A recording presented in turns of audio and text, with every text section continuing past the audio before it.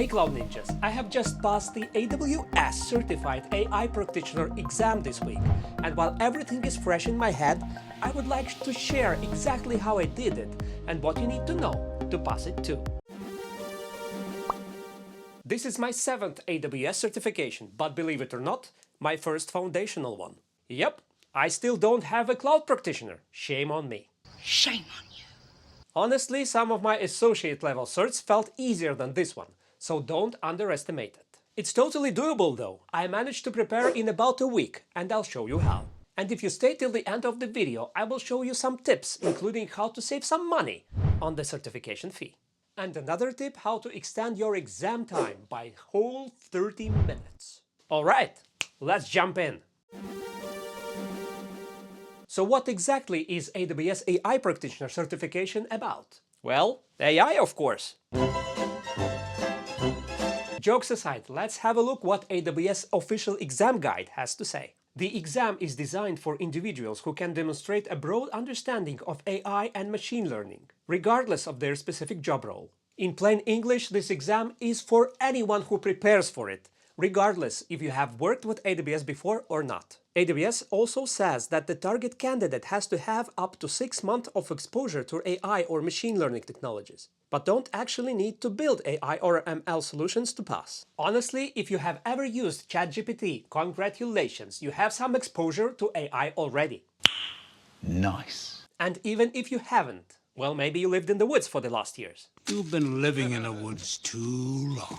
Don't worry, the preparation process will teach you everything you need to know in order to succeed. And here are the exam basics. 65 questions, multiple choice, multiple response, ordering and matching. 90 minutes to complete. Passing score 700 out of 1000. And it costs $100 plus tax. You can take it online or at a testing center. So should you take the AWS Certified AI Practitioner exam? In my personal opinion, absolutely yes. Yes. Even if you don't work directly with AI or machine learning. Because, let's be real, AI isn't future anymore. It's the present. It's already a part of our daily lives. In search engines, ads, customer support. Even your coffee machine might have some AI in it. So if you work in IT but ignore AI, I am afraid it can actually hurt your career down the line. The tech world is moving fast, and this is the one wave you don't want to miss. Now, I have been working with AWS infrastructure for many years. And I'll be honest with you, I've never really gone deep into AI or machine learning. I am an infra guy through and through and have been one for 18 years. But AI is already here, and I've realized it's time to adapt. So if you're like me, you've been working in the cloud for a while and you plan to keep going, then yes, definitely take the certification. It's a great way to start your AI journey. But if you have never worked with AWS at all, I'd recommend starting with the Cloud Practitioner certification first. Get your cloud basics solid, then come back for the AI Practitioner. When it comes to AWS certifications, I always stick to the same formula, and it has never failed me. One solid online course and good practice tests. For this exam, I have used Stefan Marek's course on Udemy, and honestly, it's really good. The pace is nice, the explanations are clear, and it goes into just the right amount of depth. Not too shallow, not too deep, exactly what you need to pass. The full course is about 10 hours, but since I knew some basics like S3, EC2 and Lambda, I skipped a few parts. I have also skipped some hands-on walkthroughs if I already understood the concept from the theory section. So in total I spent maybe 7 to 8 hours going through the course instead of 10. Then I used Stefan's practice exams, and I can highly recommend those too.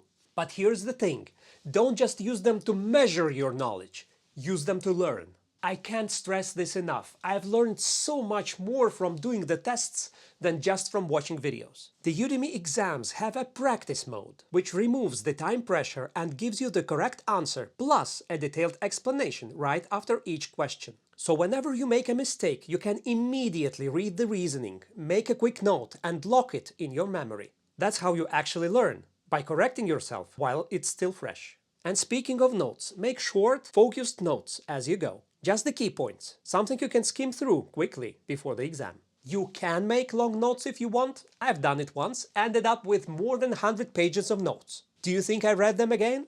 Nope. No! It took me about 10 hours total, spread across the week to prepare for this exam. Now, of course, it depends on the person. Maybe there are heroes among us who can do it within a day or two. Superhero! I'm definitely not one of them.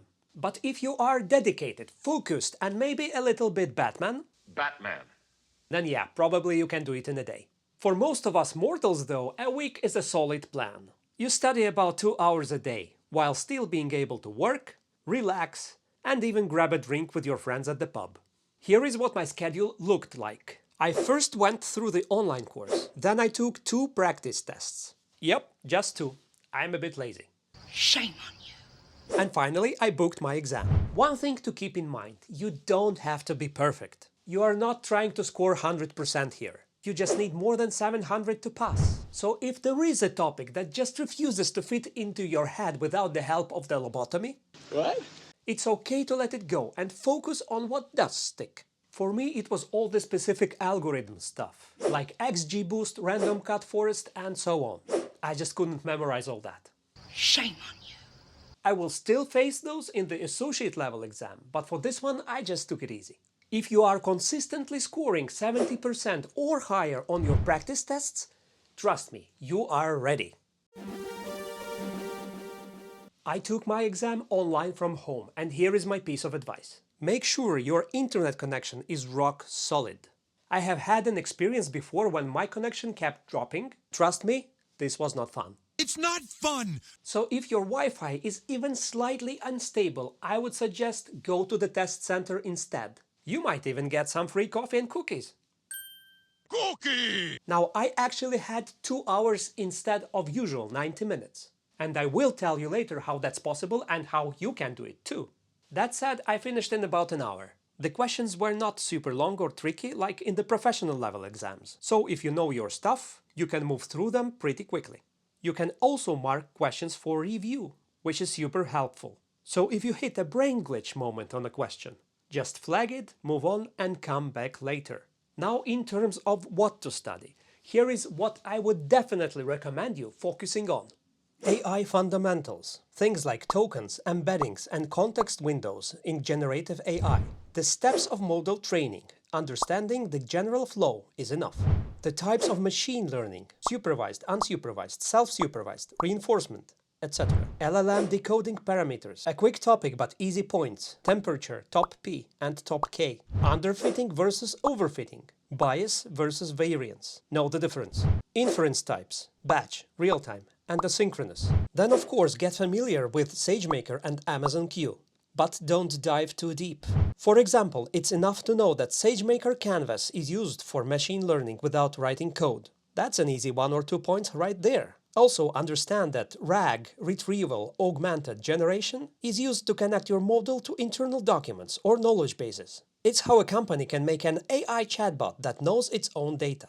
To help me remember this, for example, I used a small trick. RAG ends with G, so I think of it as of Google for your documents. Little mental hooks that help a ton while studying. And here is another quick win. Go through a list of AWS AI services and just remember what each one does. That alone can get you a lot of points with minimal effort. AWS Poly converts text to speech. Transcribe does the opposite. Speech to text. Simple stuff, but it shows up on exam. If you want a good summary, there is a cheat sheet from WizLabs that covers all these topics and more. I'll leave the link in the description. It's definitely worth a read before your exam. And that is basically the exam in a nutshell. Alright, like I promised, let's wrap up with some bonus tips that can save you time, stress, and even money. Now, if you have taken a few certification exams before, you may already know this trick. But if you haven't, listen carefully. Most AWS questions give you 4 answer options. Out of those, 2 are almost always totally wrong, and you can discard them immediately. That leaves you with just 2 realistic options to choose from. Even if you are not 100% sure of the answer, your chances instantly go up to 50-50. This might not save you tons of time on the foundational exams, but if you train yourself to do it on every question, You'll be way faster and more confident on the harder ones later. Let me quickly show you how to do it. Alright, so here is how I go through the questions. I try to understand what is this question really about. And this question is pretty long, but the heart of it is about a tool that provides a centralized view of all models. This is the heart of it. And let's have a look at answer options. And as you can see, 2 of these 4 options can be eliminated right away. Clarify, which is about detecting bias, and ground truth, which is about working with models with human expertise. So what could be a centralized view out of model monitor and model dashboard? I say it's a model dashboard, and it's a correct answer. Let's take another one and try to understand what is the question really about. So company transitioning product recommendations want to supplement organization-specific information. This is the key. So what is this about? It is about the internal information of specific company. And as soon as you see and understand it, the answer becomes obvious. Even if you don't remember what all other means, the internal documentation is always RAG. And it's the correct answer. And now, as promised, let me show you how to extend your exam time by 30 minutes. If you are like me, not a native English speaker, you can request something called extra time accommodation. It gives you an additional 30 minutes for every AWS exam you take. But it is not automatic. You have to request it before you schedule your exam. Very important. Here is how to do it. So in order to get 30 minutes extra to your exam, you log into your certification account. You go to Profile, Profile Questions, and you double check that your primary language is not English. Then you go to Exam Registration, Exam Accommodations, and then you request the ESL plus 30 exam accommodation. You select the only available, press Request Accommodation, and it's automatically approved. From now on, any exam you book will have an extra 30 minutes to it. Congratulations. And last but not the least, how to save some money. Shut up and take my money. AWS is pretty generous with discounts. From time to time, they run promotions like 50% off vouchers for foundational exams. So before you book your exam, do a quick Google search for AWS certification discount. Or even better, check the AWS certifications subreddit on Reddit. They always highlight the latest AWS promos right at the top. Right now, for example, there is a 25% discount plus a free retake promo running. So you can use it right away. And here is another money-saving gem. When you pass any AWS exam, AWS gives you a personal 50% off voucher for your next certification. It's automatically added to your account, so don't forget to use it. And that's it, Cloud Ninjas. That was my full journey with the AWS Certified AI Practitioner exam. I really hope this video helps you feel more confident in taking this exam yourself. It's a great entry point into the world of AWS and AI. And trust me, the skills you will learn are 100% worth it. If you found this video helpful, please hit that like button. It really helps the channel to grow. Other than that, thanks for watching, good luck to all of us, and may the cloud be with you. Always!